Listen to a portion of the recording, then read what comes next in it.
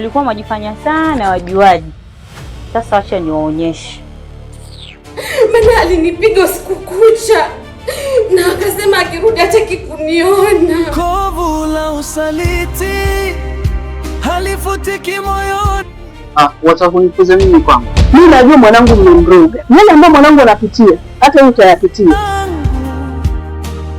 Ulivunja ndoto.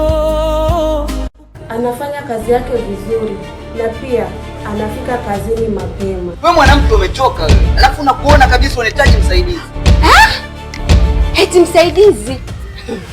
Hapo hapana. Tiki moyoni linaishi kimya ndani ya nafsi yangu.